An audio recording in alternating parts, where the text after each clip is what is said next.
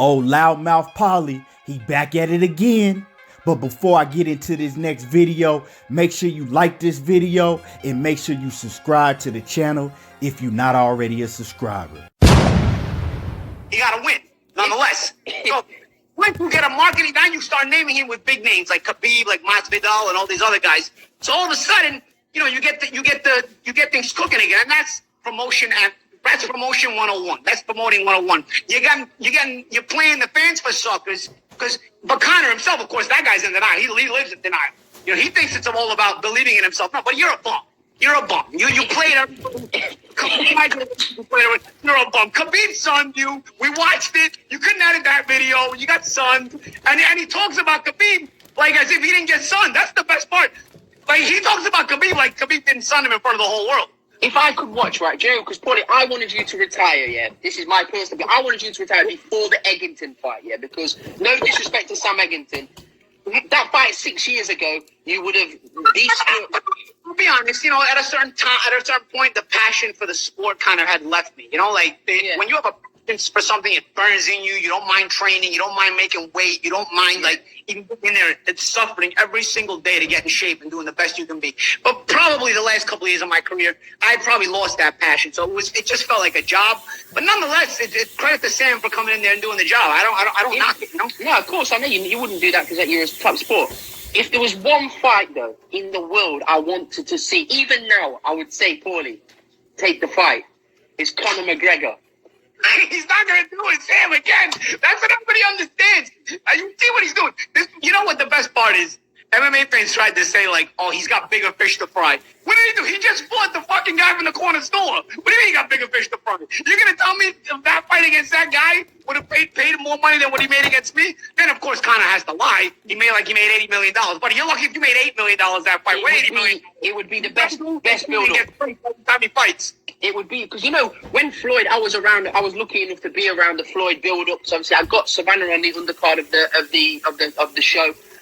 But the promotion with him was kind of pantomime. It was kind of pantomime, but it was funny. It was pantomime, but it was sold well. It was great. Yeah.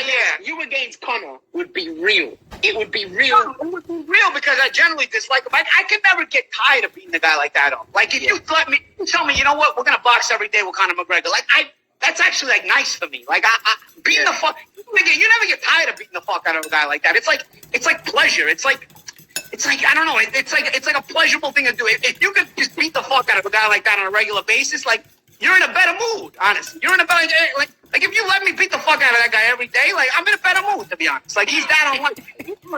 So for me, in a promotion like that, of course, like, first of all, I would abuse him. I abuse him in the sparring. That's another reason you're not going to see the fight. I abused the shit out of him. We were trash talking while we were sparring. I abused the fuck out of him.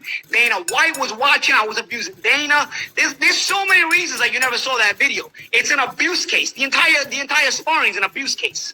We need to pull that out.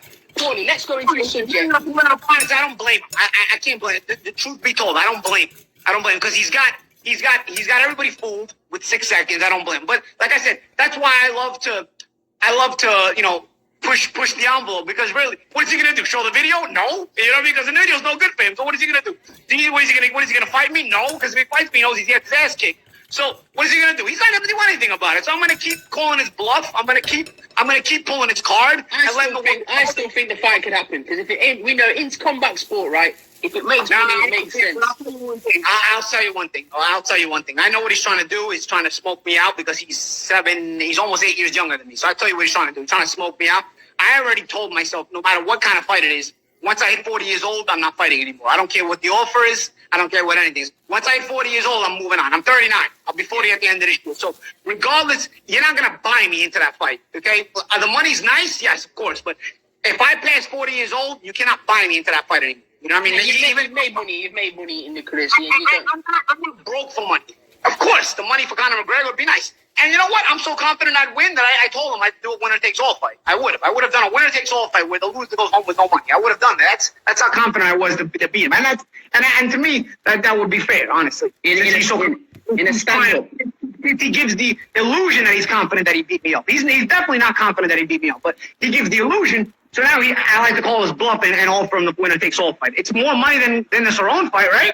Unless you think he would fight for free, which he knows he would fight for free if he fought. If we fought with it takes all, he knows he'd be fighting for free. So therefore, he'd rather fight Donald Cerrone. You know what I'm saying? Who nobody cared about.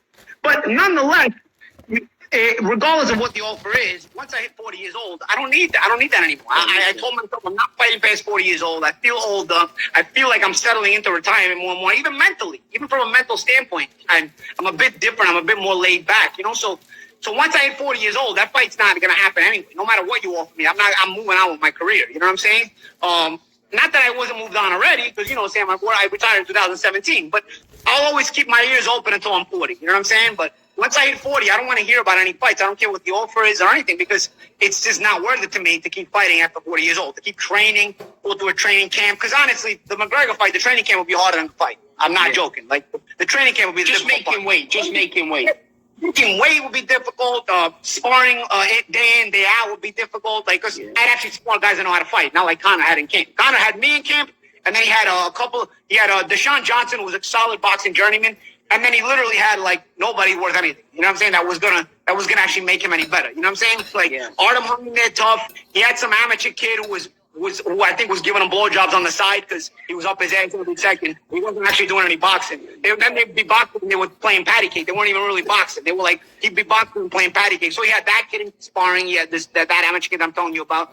Then he had some other MMA guy who couldn't fight worth shit. Like the training camp was a zoo. So for me, if I'm training for a fight, I have a legitimate training camp. So it's a good institute. You know where you spot. It's a good facility, isn't it? Very good facility. Oh, the UFC Performance Institute. Yes, it is. But what I'm saying, my training camp would consist of hard sparring, hard things. So like, I don't want to go through that. You know what I'm saying? Like, if I will go through it now. But at 40 years old, I'm done trying to even think about that. It's you've had enough of it. I'm not hungry for the money. Money's always nice. There's no such thing as extra money. But I also have enough money to say once I'm 40 years old, I don't need to take that kind of fight, no matter what you offer me. I'm good with money regardless. Even with the pandemic, I'm good, to be honest. And I'm one of the fortunate ones. Even with the pandemic, I'm good. Yeah. I mean, flipping it.